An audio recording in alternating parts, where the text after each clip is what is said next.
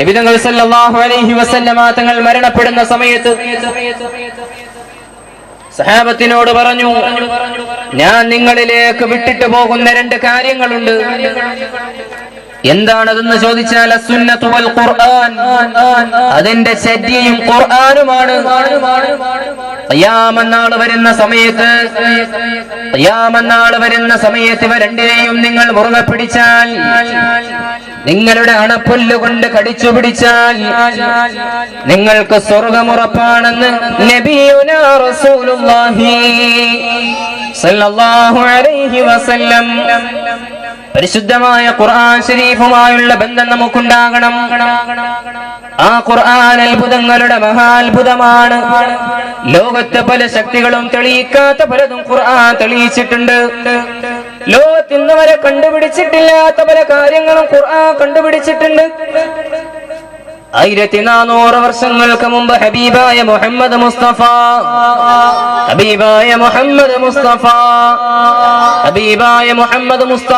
സല്ലല്ലാഹു അലൈഹി വസല്ലമ തങ്ങൾക്ക് നുബുവത്തിന്റെ സമയമെടുത്തു വന്നപ്പോൾ ഹിറാ ഗുഹയിലേക്ക് ഏകാന്തനായി പ്രവാചകൻ പോകുകയാണ്. തന്റെ വീട് വിട്ടിട്ട്, പ്രിയതമയെ വിട്ടിട്ട് ഹിറാ ഗുഹയുടെ മുകളിലേക്ക് പ്രവാചകൻ പോവുകയാണ്. എന്തിനു വേണ്ടിയാണ്? തന്റെ നാഥനുമായി ധ്യാന നിമിടനായിരിക്കാൻ. പ്രവാചകൻ സ്വസ്ഥതയോടുകൂടി അള്ളാഹുവിനെ സ്മരിക്കാൻ വേണ്ടി ഹിറാ ഗുഹയുടെ മുകളിലേക്ക് കയറി പോകുമ്പോൾ ആ ഹിറാ ഗുഹയിൽ വെച്ച് അള്ളാഹുവിന്റെ പ്രവാചകൻ പതിവ് പോലെ ധ്യാന നിമിടനായിരിക്കുന്ന സമയത്ത് വരികയാണ് നസ്സലുൽ അമീൻ മലക്ക് ജിബ്രീൽ അലൈഹിസ്സലാത്തു വസ്സലാം കടന്നു വന്നിട്ട് اقرأ باسم ربك الذي خلق خلق الإنسان من علق. നബിയെ വായിക്ക്, നബിയെ തന്റെ നാഥന്റെ കൽപ്പന കൊണ്ട് വായിക്ക് നബിയെ എന്ന് പ്രവാചകനോട് പറയുന്ന സമയം പ്രവാചകൻ അക്ഷരജ്ഞാനമില്ല, പ്രവാചകന് അക്ഷരസ്ഫുടതയില്ല. പ്രവാചകൻ പറയുകയാണ്, എനിക്കറിയില്ല ജിബ്രീൽ, അറിയില്ല. ആ സമയത്ത് മലക്കൊന്ന ഗാഢനിങ്ങനം ചെയ്യുകയാണ്, പ്രവാചകനെ വാരിപ്പുണരുകയാണ്. അല്ലാഹുവിന്റെ പ്രവാചകൻ ഭയപ്പെട്ടു പോയി. പ്രവാചകൻ സല്ലല്ലാഹു അലൈഹി വസല്ലമ തങ്ങൾ ഓടുകയാണ്. ആ മലയുടെ മുകളിൽ നിന്നും ഇറങ്ങി വരികയാണ് തന്റെ വീട്ടിലേക്ക്. സമ്മിലൂനി യാ ഖദീജ, സമ്മിലൂനി യാ ഖദീജ, എന്നെ പുതപ്പിക്കൂ ഖദീജ. ഞാൻ ഇന്നുവരെ കണ്ടിട്ടില്ലാത്ത, എനിക്ക് ഇന്നുവരെ പരിചയമില്ലാത്ത ഒരാൾ എന്റെ അടുക്കലേക്ക് വന്നിട്ട് എന്നെ വല്ലാതെ അങ്ങ് ഞെരുക്കി ഖദീജ. ബഹുമാനപ്പെട്ട ഖുവൈലിദിന്റെ പുത്രി ഖദീജ റളിയല്ലാഹു തആല അൻഹ പ്രവാചകന്റെ നെറ്റിയിലേക്ക് കൈവച്ച് നോക്കുമ്പോ വല്ലാത്ത പനിയാണ്, വല്ലാത്ത ചൂടാണ്. പ്രവാചകന്റെ ശരീരം ചുട്ടുപൊള്ളുകയാണ്. ആ തിരുമേനി വല്ലാതെ തിളച്ചു മറിയുകയാണ്. പ്രവാചകൻ സല്ലല്ലാഹു അലൈഹി വസല്ലമ തങ്ങൾ പുതപ്പിച്ചു. ആ തങ്ങളെ ഖദീജ പുതപ്പിച്ചു. അല്ലാഹുവിന്റെ റസൂലിന് പനി വന്നു. അന്നാണ് ഖുർആൻ അവതരിച്ചത്, അന്നാണ് ഖുർആൻ ലോകത്തേക്ക് അയക്കുന്നത്, അന്നാണ് ഖുർആൻ ഈ ഉമ്മത്തിന് വേണ്ടി നൽകപ്പെടുന്നത്. ആ ഖുർആൻ എന്ന് പറയുന്ന മഹത്തായ നിധി എനിക്കും നിങ്ങൾക്കും ലഭിച്ചു തുടങ്ങിയത് അന്നേ ദിവസമാണ്. നാം ഇവിടെ മനസ്സിലാക്കേണ്ട ഒരു കാര്യം, ഖുറൈശികളുണ്ടല്ലോ, മക്കയിലെ ഖുറൈശികൾ, അവരുടെ പ്രമാണിമാരാണ്, അക്രമികളാണ്, അവർ അരാജകത്വം പേറുന്നവരാണ്, അള്ളാഹുവിന്റെ റസൂലിനെ വെറുക്കുന്നവരാണ്, അൽ അമീൻ എന്ന് വിളിച്ചവരായിരുന്നു. ഒരു സുപ്രഭാതത്തിൽ ഖുർആനും ഇസ്ലാമും ദീനുമായി വന്ന സമയത്ത് ഇന്നദ്ദീന ഇൻദല്ലാഹിൽ ഇസ്ലാം വമാ ഇഖ്തലഫ അല്ലദീന ഊതുൽ കിതാബ ഇല്ലാ മിൻ ബഅദി മാ ജാഅഹുൽ ഇൽമു ബഗ്യൻ ബൈനഹും. ഖുർആനിന്റെ ആയത്ത് പറയുന്നുണ്ട്, അല്ലാഹുവിന്റെ അടുക്കൽ മതമെന്ന് പറഞ്ഞാൽ അത് ഇസ്ലാമാണ്, അത് വേറൊരു മതമല്ല. അത് അല്ലാഹുവിന്റെ അടുക്കൽ സ്വീകാര്യമായ മതം അത് ഇസ്ലാമാണ്. ആ സമയത്ത് ഇസ്ലാമുമായി കടന്നു വന്ന മക്കയുടെ പ്രവാചകൻ മുഹമ്മദ് മുസ്തഫ സല്ലല്ലാഹു അലൈഹി വസല്ലം, ആ പ്രവാചകനെ അവഗണിക്കാൻ ഇന്നലെ വരെ അൽ അമീൻ എന്ന് വിളിച്ചവരെ തയ്യാറായില്ലേ? കല്ലെറിയാൻ തയ്യാറായില്ലേ? ഊകി വിളിക്കാൻ തയ്യാറായില്ലേ? അല്ലാഹുവിന്റെ പ്രവാചകനെ മർദ്ദനയുടെ മുറകൾ അഴിച്ചുവിട്ട് തളർത്താൻ അവര് തയ്യാറായില്ലേ? ആ സമയത്ത് പോലും അല്ലാഹുവിന്റെ റസൂലിനെ എതിർക്കുന്ന സമയത്ത് പോലും ഖുറൈശികളാകമാനം അവര് ഖുർആനിനെ ശ്രവിക്കുന്നവരായിരുന്നു. ശ്രദ്ധിച്ചു കേൾക്കേണ്ട വിഷയമാണ്. ആ ഖുറൈശികൾ, ഇത്രത്തോളം അല്ലാഹുവിനെയും ദീനിനെയും എതിർക്കുന്ന ഖുറൈശികൾ, രാത്രി സമയമാകുമ്പോ പ്രവാചകൻ മുഹമ്മദ് മുസ്തഫ സല്ലല്ലാഹു അലൈഹി വഅലിഹി വസല്ലം തങ്ങൾ ഖുർആനോദി പാരായണം ചെയ്യുന്ന സമയത്ത്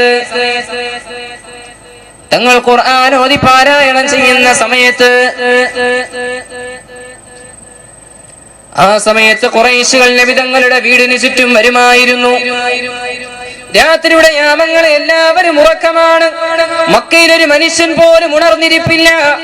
ആയിഷ റളിയല്ലാഹു തആല അൻഹയുടെ അവരുടെ കട്ടിലിൽ നിന്ന് എണീറ്റ് പ്രവാചകൻ കരഞ്ഞു ദുആ ചെയ്യുകയാണ്, ഖുർആൻ ഓതുകയാണ്, തഹജ്ജുദ് നമസ്കരിക്കുകയാണ്. പൊട്ടിക്കരഞ്ഞുകൊണ്ട് വളരെ സുന്ദരമായ ശ്രവണ, വളരെയധികം സുന്ദരമായ മാധുര്യമായ ശബ്ദത്തോടുകൂടി ഖുർആൻ ഓതിക്കൊണ്ട് നിസ്കരിക്കുകയാണ്. ആ സമയത്ത് പോലും ഇത്രത്തോളം എതിർക്കുന്ന ഖുറൈശികൾ നബി തങ്ങളുടെ വീടിന് ചുറ്റും വന്നു. അവരിങ്ങനെ പാത്തും പതുങ്ങിയിരുന്നു. ഒളിച്ചിരുന്നിട്ട് നബി തങ്ങളുടെ വീടിന്റെ ചുറ്റും ഇരുന്ന് അവര് പരസ്പരം കുറ്റിക്കാടുകളിൽ മറഞ്ഞിരുന്ന് ഖുർആൻ ശരീഫ് കേൾക്കുന്നവരായി. പിറ്റേ ദിവസം കഅബ ശരീഫിന്റെ ചാരത്ത് അവർ സമ്മേളനം കൂടും. വട്ടമേശ കൂടുന്ന സമയത്ത് മക്കയിലെ ഏറ്റവും വലിയ സാഹിത്യ സാമ്രാട്ടുകളായിരുന്ന അറബി കുലപതികൾ അവര് പരസ്പരം ചർച്ച ചെയ്യുമായിരുന്നു. ഇതൊരു കവിതയല്ല, ഇതൊരു മനുഷ്യ നിർമ്മിതമേ അല്ല, ഇത് മുഹമ്മദിന് ഉണ്ടാക്കാൻ സാധിക്കുന്നതല്ല, ഇത് അള്ളാഹുവിന്റെ പക്കൽ നിന്നുള്ളതാണ്.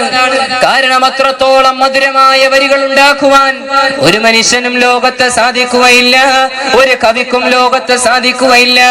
ഇന്ന് കാണുന്ന കവികളെ പോലെയല്ല 1400 വർഷങ്ങൾക്ക് മുമ്പുള്ള കവികൾ, വളരെയേറെ പ്രസിദ്ധന്മാരായ കവികൾ, നിന്ന നിൽപ്പിൽ പാട്ടുകൾ ഉണ്ടാക്കി ആലപിക്കുന്ന കവികൾ.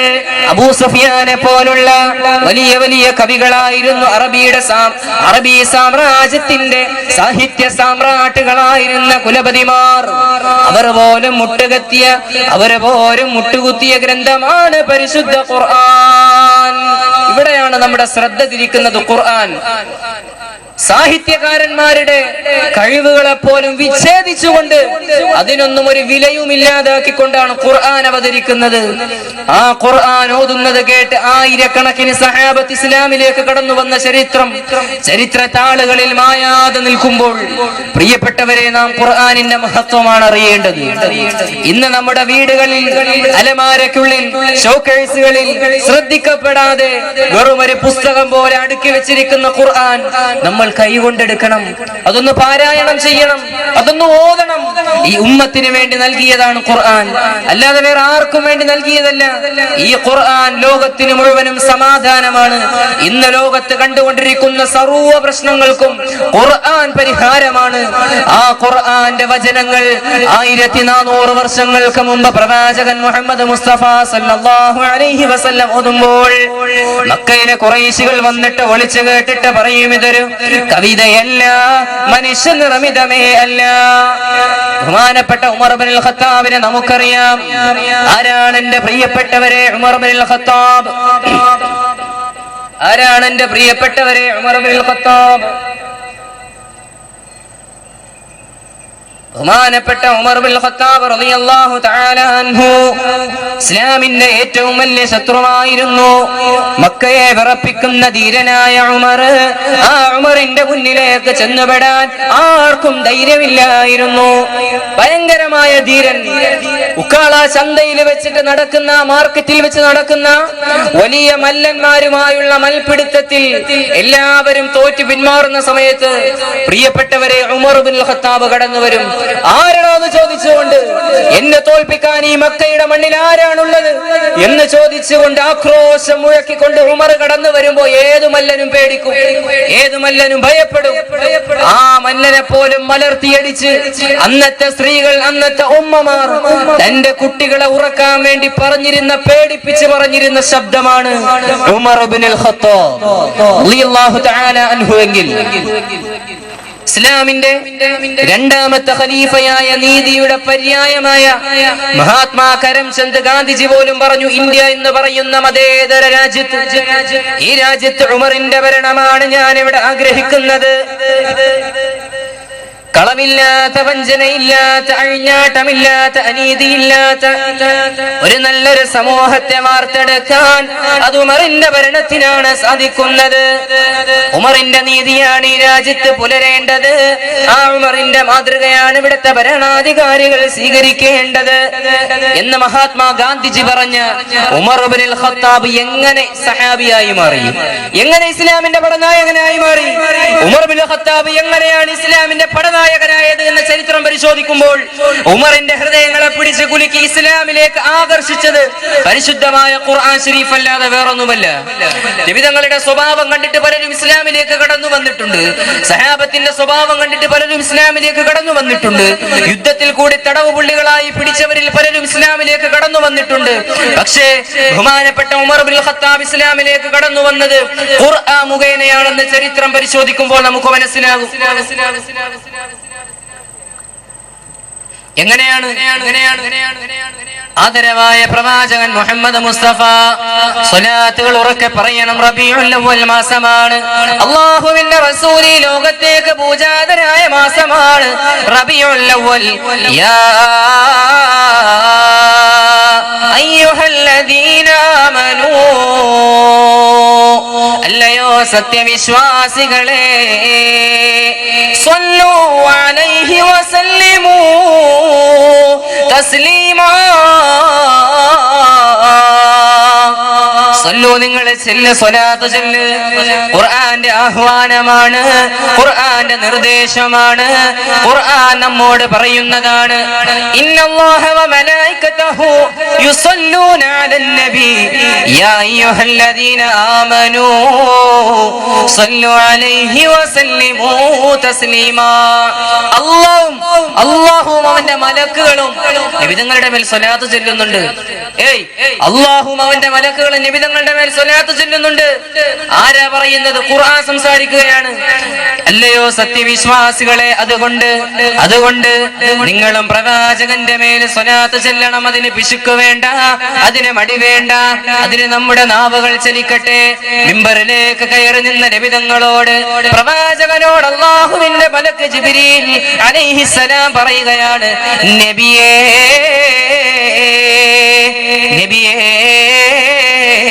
അങ്ങയുടെ പേര് കേട്ടിട്ട് സ്വലാത്ത് ചൊല്ലാത്തവൻ നശിച്ചു പോകട്ടെ നബിയേ. ഫഖാല നബിയുല്ലാഹ് ആമീൻ ആമീൻ. നബി തങ്ങൾ ആമീൻ പറഞ്ഞു. ഇത് സ്വീകരിക്കണേ അല്ലാഹ് എന്ന് പറഞ്ഞു. സ്വലാത്ത് ചൊല്ലാതിരുന്നാൽ നമ്മളെ കൂട്ടത്തിൽ പെടും. അല്ലാഹു നമ്മളെ കാത്ത് രക്ഷിക്കുമാറാകട്ടെ. ആദരവായ മുഹമ്മദ് മുസ്തഫ, മുഹമ്മദ് മുസ്തഫ, മക്കയുടെ മന്ദമാരുതനെ മുഹമ്മദ് മുസ്തഫ, മദീനയുടെ മണവാളനെ മുഹമ്മദ് മുസ്തഫ സല്ലല്ലാഹു അലൈഹി വസല്ലമ തങ്ങളെ വധിക്കണമെന്നുള്ള ഉദ്ദേശത്തോടുകൂടി കാട്ടാള ഹൃദയനായ ഉമർ, കാട്ടറബികളെ പോലും കവച്ചു വെക്കുന്ന കാട്ടാളത്തരത്തിന്റെ കരാളഹസ്തങ്ങളുമായി കാലഘട്ടത്തിന്റെ കാൽച്ചുവട്ടിൽ കൂടി കടന്നുപോയ ഉമർ, ഏറ്റവും വലിയ ധീരനായിരുന്ന ഉമർ, തെമ്മാടിയായിരുന്ന ഉമർ, താന്തോന്നിയായിരുന്ന ഉമർ, തന്റെ കൂട്ടുകാരോടൊപ്പം വെച്ചിട്ട് പന്തയം വെച്ചിട്ട് ആ സ്ത്രീയുടെ വയറ്റിൽ കിടക്കുന്ന കുട്ടി ആണാണ്. കൂട്ടുകാര് പറഞ്ഞു, അല്ല അത് പെണ്ണാണ്. എന്നാൽ നമുക്കൊന്ന് ടെസ്റ്റ് ചെയ്യണമല്ലോ, നമുക്കൊന്ന് പരിചയപ്പെടണമല്ലോ, നോക്കണമല്ലോ എന്ന് പറഞ്ഞിട്ട് ആ സ്ത്രീയെ ജനമധ്യത്തിൽ വെച്ചിട്ട് വയറ് കുത്തിക്കീറി ആ സ്ത്രീയുടെ വയറ്റിനകത്ത് ഗർഭസ്ഥ ശിശു ആണാണോ പെണ്ണാണോ എന്ന് നോക്കാൻ തയ്യാറായ ഉമർ, അത്ര കഠിന ഹൃദയനായ ഉമറിനെ ഇസ്ലാമിലേക്ക് കൊണ്ടുവന്നത് ഒരേ ഒരു സൂറത്ത്. മനസ്സിലാക്കി? മനസ്സിലാക്കിക്കോളെ. ബഹുമാനപ്പെട്ട ഉമർ ഒരു ദിവസം പ്രഭാതത്തിൽ മക്കയുടെ തെരുവീതികളിൽ കൂടി അദ്ദേഹം ഓടുകയാണ്. നടക്കുകയല്ല, വാളും പിടിച്ചുകൊണ്ടുള്ള ഓട്ടമാണ്. അദ്ദേഹം ഓടുകയാണ്. എന്തിനാണെന്ന് ബഹുമാനപ്പെട്ട നുഐം റളിയല്ലാഹു തആല അൻഹു, നുഐം ഇബ്നു നൗഫലാണ്, അദ്ദേഹം ചോദിച്ചു, ഉമറേ എങ്ങോട്ടാണ് പോകുന്നത് ഉമറേ? ഇത്രത്തോളം സമാധാനമായി ജീവിച്ചിരുന്ന നാട്ടിലേക്ക് മുഹമ്മദ് പുത്തൻ മതവുമായി വന്നില്ലേ? അവനെ കൊന്നാലല്ലാതെ ഇസ്ലാമിന് ഈ ലോകത്തിന് ഈ നാട്ടിന് സമാധാനം കിട്ടുകയില്ല. അതുകൊണ്ട് മുഹമ്മദിന്റെ തലയെടുക്കാൻ സല്ലല്ലാഹു അലൈഹി വസല്ലം, ആ മുഹമ്മദ് എന്ന് പറയുന്ന മനുഷ്യന്റെ തലയെടുക്കാൻ ഞാൻ പോവുകയാണെന്ന് ഉമർ ഇബ്നുൽ ഖത്താബ് നുഐം റളിയല്ലാഹു തആല അൻഹു പറഞ്ഞു. ഉമറേ എന്ത് അസംബന്ധമാണ് പറയുന്നത്? ഖുറൈശികളിൽപ്പെട്ട ഒരു മനുഷ്യനെ അങ്ങ് പെട്ടെന്ന് വധിച്ചു കളയാമെന്നാണോ നീ കരുതുന്നത്? എങ്കിൽ ഉമർ പിന്നോട്ടെടുക്കുന്ന പ്രശ്നമല്ല, മുന്നോട്ട് വെച്ച കാല് പിന്നോട്ട് വെക്കുന്ന ചരിത്രമും അത് ഉമറില്ല. ഉമർ ഒന്നിനിറങ്ങിയാൽ അത് നടത്തുക തന്നെ ചെയ്യുന്ന സ്വഭാവക്കാരനാണ് ഉമർ. അതുകൊണ്ട് തന്നെ അത് മനസ്സിലാക്കിയിട്ട് ഞാൻ സംഭവം ചുരുക്കി പറയാം. ഒരുപാട് സമയ പരിമിതമായതുകൊണ്ട് ഒരുപാട് ചുരുക്കി പറയുകയാണ്. ആ സമയത്ത് നുഐം റളിയല്ലാഹു തആല അൻഹു പറഞ്ഞു, നിന്റെ സഹോദരിയും സഹോദരി ഭർത്താവിനെയും നന്നാക്കിയിട്ട് പോരെ ഉമറേ അള്ളാന്റെ റസൂലിന്റെ തലയെടുക്കാൻ? ഒരു ഞെട്ടലോടുകൂടി വളരെയധികം ആകാംക്ഷയോടുകൂടി ഭയപ്പാടോടുകൂടി തന്റെ കണ്ണിലേക്ക് കോപാഗ്നി ആളിക്കത്തിച്ചുകൊണ്ട് ഉമർ ചോദിക്കുന്നു, എന്താണ് നീ പറഞ്ഞതെന്ന് ചോദിച്ച് കോളറിൽ പിടിച്ചെടുത്തു നുഐമിനെ. അതേ ഉമറേ മുഹമ്മദിന്റെ മതത്തിൽ നിന്റെ സഹോദരി വിശ്വസിച്ചു ഉമറേ. ഫാത്തിമ അവരുടെ ഭർത്താവും വിശ്വസിച്ചു ഉമറേ. അന്ന് ചരിത്രത്തിൽ ആദ്യമായി മുന്നോട്ട് വെച്ച കാല് പിന്നോട്ട് വെച്ചു. ആരാ? ഉമർ ഇബ്നുൽ ഖത്താബ്. നേരെ പോയി, വണ്ടി തിരിച്ചു നേരെ പോയി ഫാത്തിമയുടെ വീട്ടിലേക്ക്. നുഐം പറഞ്ഞ കാര്യമാണല്ലോ, സ്വന്തം കുടുംബം നോക്കിയിട്ട് പോരെ മറ്റുള്ളവനെ നോക്കാൻ. സാധാരണ നമ്മൾ പറയുന്നത് പോലെ സ്വന്തം കാര്യം നോക്കിയിട്ട് പോരെ മറ്റുള്ളവനെ നോക്കാൻ എന്ന് പറയും പോലെ അന്ന് നുഐം റളിയല്ലാഹു തആല അൻഹു പറഞ്ഞ വാക്കുകൾ ഉമറിന്റെ ഹൃദയത്തിൽ തട്ടി. ഫാത്തിമയെ ആദ്യം കൊല്ലണമെന്നുള്ള കലിയോടുകൂടി, ആ ദേഷ്യത്തോടുകൂടി അദ്ദേഹം പോവുകയാണ് നേരെ തന്റെ സഹോദരിയായ ഫാത്തിമയുടെ വീട്ടിലേക്ക്. ഫാത്തിമ കതക് തുറക്ക്. ആ സമയത്താണ് പരിശുദ്ധമായ ഖുർആൻ ശരീഫ് ബിസ്മില്ലാഹിർ റഹ്മാനിർ റഹീം ത്വാഹ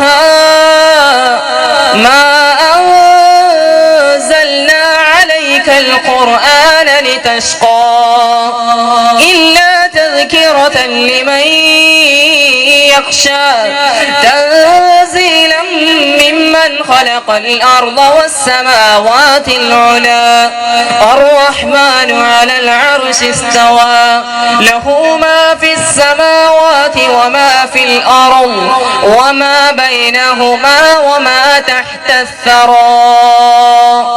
സൂറത്തു ത്വാഹയുടെ സുന്ദരമായ തന്റെ ഹൃദയങ്ങളെ കോരിത്തരിപ്പിക്കുന്ന ആയത്തുകൾ മധുരമായ ശബ്ദത്തിൽ ഭർത്താവും ഭാര്യയും കൂടി വീടിനകത്ത് പാരായണം ചെയ്യുമ്പോഴാണ് ഉമറിന്റെ കതവിലുള്ള ആഞ്ഞുള്ള ചവിട്ടും അദ്ദേഹത്തിന്റെ ആക്രോശിച്ചുള്ള ശബ്ദവും. ഫാത്തിമ നടുങ്ങിപ്പോയി.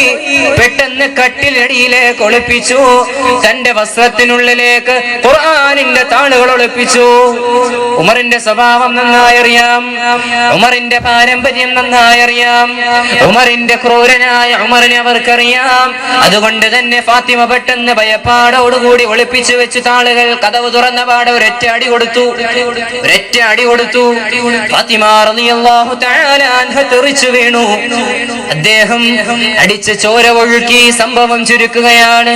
ബാക്കിയെല്ലാം തണുത്ത ആ സമയത്ത് അദ്ദേഹം ചോദിച്ചു, എന്താ ഇവിടെ ഇപ്പൊ പാരായണം ചെയ്തത്? നിങ്ങളിപ്പോ എന്താ ഇവിടെ പാരായണം ചെയ്ത്? എന്റെ കയ്യിലേക്ക് താ. ആ സമയത്ത് ഫാത്തിമ പറഞ്ഞു, ഇല്ല, ഇത് നിന്റെ കയ്യിൽ തരാനുള്ളതല്ല, ഇത് കണ്ടവന് കൊടുക്ക എടുക്കാനുള്ളതല്ല, ഇത് ആർക്കും കൈകാറാനുള്ളതല്ല. ഇത് തൊടണമെങ്കിൽ സ്പർശിക്കണമെങ്കിൽ ശുദ്ധി വേണം.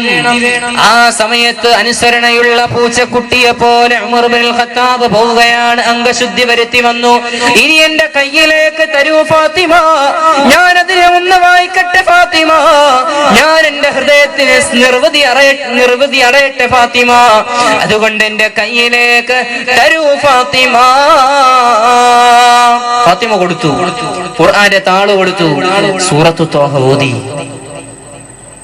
ഖുർആൻ ഓതി. അത് ഓതേണ്ട താമസം ഉമർ ഇന്ന് വരെ കേട്ടിട്ടില്ലാത്ത സാഹിത്യം, ഇന്ന് വരെ കേട്ടിട്ടില്ല ഇങ്ങനൊരു കവിത, ഇന്ന് വരെ കേട്ടിട്ടില്ല ഇങ്ങനൊരു വചനങ്ങൾ. ഇത് മനുഷ്യ നിർമ്മിതമേ അല്ല. നബിതങ്ങളെ കൊല്ലാൻ വേണ്ടി വന്ന ഉമർ നേരെ പോകുന്നു, നബിതങ്ങളുടെ സദസ്സിലേക്ക് തന്നെ വീണ്ടും പോകുന്നു.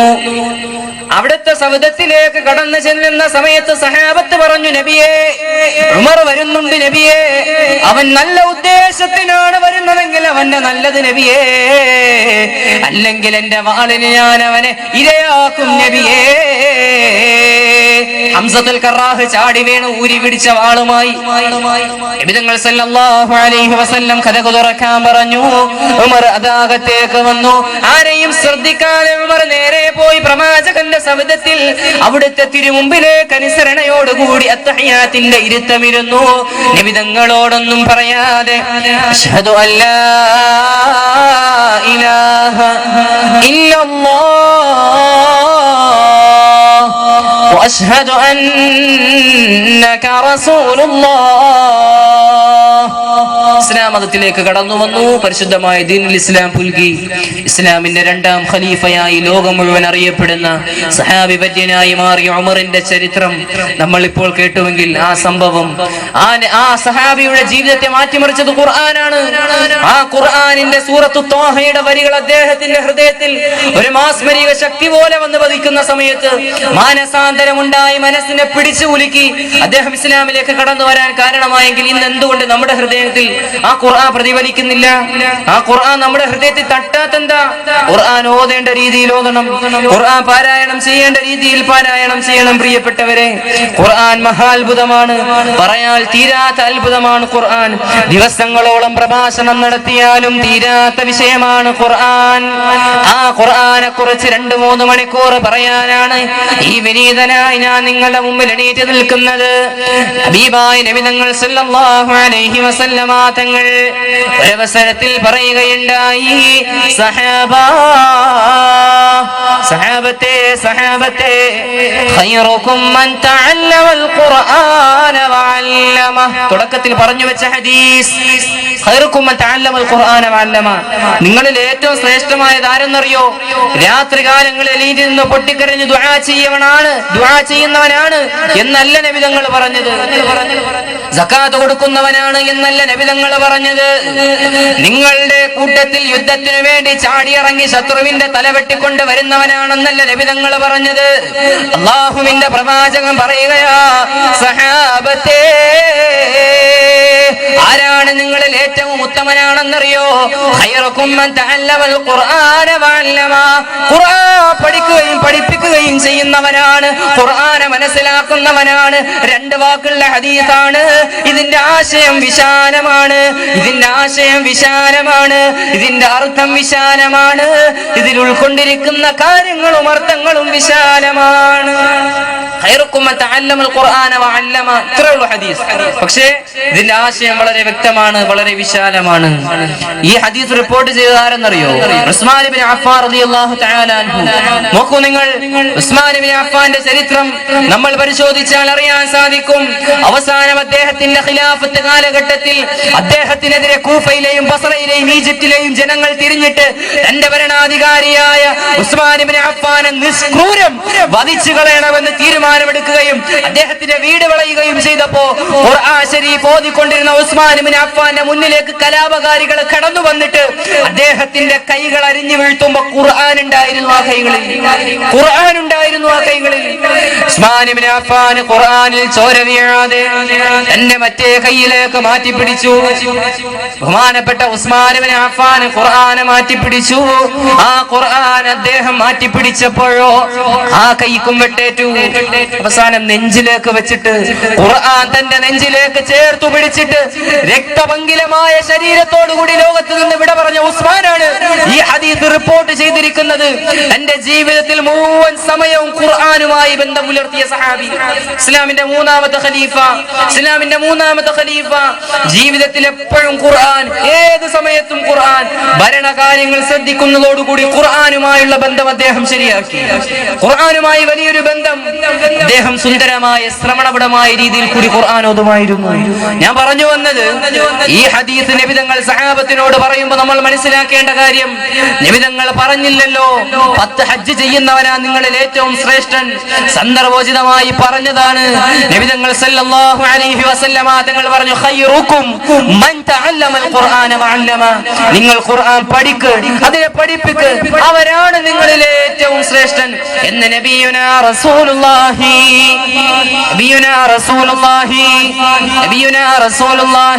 സല്ലല്ലാഹു അലൈഹി വസല്ലം. നബിതങ്ങൾ പറയുകയാണ് സഹാബത്തിനോട്, പറയുകയാണ്, സഹാബത്തെ, അതുകൊണ്ട് ഖുർആനുമായി നിങ്ങൾ ബന്ധം പുലർത്തണം. ഇത് സഹാബത്തിനോട് മാത്രം പറഞ്ഞതല്ല.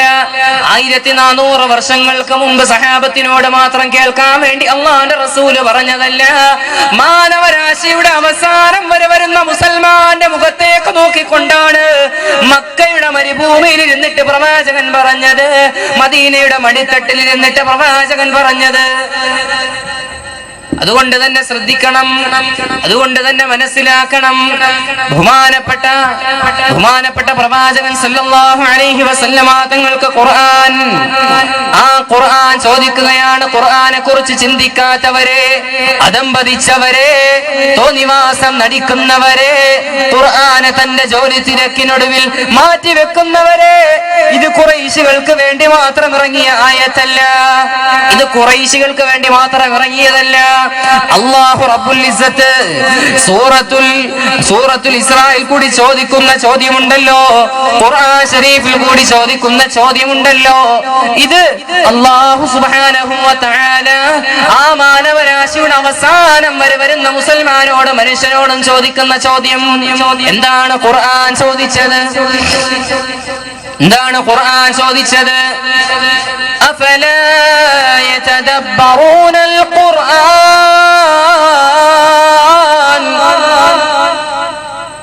വലൗ കാന മിൻ ഇൻദി ഗൈരില്ലാഹി ലവജദൂ ഫീഹി ഇഖ്തിലാഫൻ കസീറാ. നിങ്ങൾ ഖുർആനെ ചിന്തിക്കുന്നില്ലേ? നിങ്ങൾ ഖുർആനെ മനസ്സിലാക്കുന്നില്ലേ?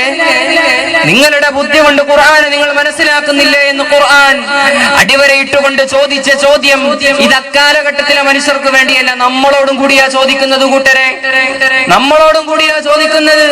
അതുകൊണ്ട് നമ്മൾ മനസ്സിലാക്കേണ്ട കാര്യം, അഫലാ യതദബ്ബറൂനൽ ഖുർആൻ വലൗ കാന മിൻ ഇൻദി ഗൈരില്ലാഹ് ലവജദൂ ഫീഹി ഇഖ്തിലാഫൻ കസീറാ. ഈ പരിശുദ്ധമായ ഖുർആൻ ഉണ്ടല്ലോ, അതിനെ നിങ്ങൾ ചിന്തിച്ച് മനസ്സിലാക്കുന്നില്ലേ? വലൗ കാന മിൻ ഇൻദി ഗൈരില്ലാഹ് ലവജദൂ ഫീഹി ഇഖ്തിലാഫൻ കസീറാ. ഇനി ഒരു പക്ഷേ ഈ ഖുർആൻ അല്ലാഹുവിന്റെ പക്കൽ നിന്ന് ഉള്ളത് അല്ല എങ്കിൽ നിങ്ങൾക്ക് ധാരാളം വൈരുദ്ധ്യം കാണാൻ സാധിക്കുമായിരുന്നു, തെറ്റുകൾ കാണാൻ സാധിക്കുമായിരുന്നു. കണ്ടുപിടിച്ചില്ലല്ലോ അബൂജഹൽ, കണ്ടുപിടിച്ചില്ലല്ലോ അബൂ സുഫിയാൻ. മക്കയിലെ ഖുറൈശികളായിരുന്ന സാഹിത്യ സാമ്രാട്ടുകൾ ഖുർആൻ ശരീഫിൽ ഒരു തെറ്റ് പോലും, ഒരു ഹറഫിന്റെ ഒരു ന്യൂനത പോലും കണ്ടുപിടിച്ചില്ലല്ലോ. പിന്നെ എങ്ങനെയാ മനുഷ്യ നിർമ്മിതമാകുന്നത്? വലൗ കാന മിൻ ഇൻദി ഗൈരില്ലാഹ് ലവജദൂ ഫീഹി ഇഖ്തിലാഫൻ കസീറാ. പിന്നെ ഇതിൽ നിങ്ങൾക്ക് എങ്ങനെയാണ് അവർ ഇതിൽ വൈരുദ്ധ്യം കണ്ടെത്തുന്നത്? അഥവാ ഖുർആൻ ശരീഫ് മനുഷ്യന്റെ കൈകൾ കടത്തപ്പെട്ടതായിരുന്നുവെങ്കിൽ അവർക്ക് ധാരാളം വൈരുദ്ധ്യം കാണാൻ സാധിക്കുമായിരുന്നു, തെറ്റുകൾ കാണാൻ സാധിക്കുമായിരുന്നു. ലോകത്തിന് മുന്നിൽ തെറ്റ് ചൂണ്ടിക്കാണിക്കപ്പെടുന്ന ഗ്രന്ഥമായി ഖുർആൻ മാറുമായിരുന്നു. ഏതെങ്കിലും ബുദ്ധിജീവികൾ കാണിച്ചിട്ടുണ്ടോ ഖുർആൻ ഇന്ന് വരെ ഇന്ന് വരെ ഖുർആൻ ഏതെങ്കിലും ബുദ്ധിജീവികളോ സയന്റിസ്റ്റുമാരോ ലോകത്തിന് മുന്നിൽ ഖുർആന്റെ മുമ്പിൽ ഒരു തെറ്റെങ്കിലും ചൂണ്ടിക്കാണിച്ചിട്ടുണ്ടോ? ഇല്ല എന്ന് മാത്രമല്ല, ഖുർആന്റെ ആയത്തുകളെ മനസ്സിലാക്കി ഗ്രഹിച്ച് ബുദ്ധിജീവികളായ പാശ്ചാത്യന്റെ മക്കളെന്ന് ഖുർആൻ ശരീഫിനെ പഠിച്ച് ഇന്ന് ഖുർആൻ ശരീഫ് മുഖേന അവരിന്ന് വലിയ വലിയ കണ്ടുപിടുത്തങ്ങളുടെ പരദീസകളിലേക്ക് ആനയിക്കപ്പെടുമ്പോൾ ഖുർആനാണ് അവരുടെ മാതൃക, അവരുടെ മോഡൽ ഖുർആനാണ്. അവർ ഖുർആന്റെ ആയത്ത് വെച്ചിട്ട് പലതും ലോകത്ത് നിന്ന് കണ്ടുപിടിച്ചത്. അതാണല്ലോ അത്ഭുതങ്ങളുടെ കലവറ. അത്ഭുതങ്ങളുടെ കലവറ അതാണ് ഖുർആൻ ശരീഫ്. അത്ഭുതങ്ങളുടെ കലവറ എന്ന് പറഞ്ഞാൽ ആധുനിക കാലഘട്ടത്തിന്റെ പാശ്ചാത്യ സാഹിത്യകാരന്മാര് പോലും ബുദ്ധിജീവികൾ പോലും പരിശുദ്ധമായ ഖുർആൻ ശരീഫിന്റെ ആയത്തുകളെ മുൻനിർത്തിയല്ലേ കണ്ടുപിടുത്തങ്ങൾ നടത്തുന്നത്. ഇന്ന് ലോകം അതിന് സാക്ഷിയാണ്, നമ്മൾ അതിന് സാക്ഷിയാണ്.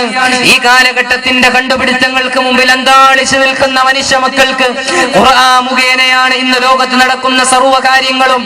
ഇതുവരെ നടന്ന കാര്യങ്ങൾ ഖുർആൻ പറഞ്ഞു.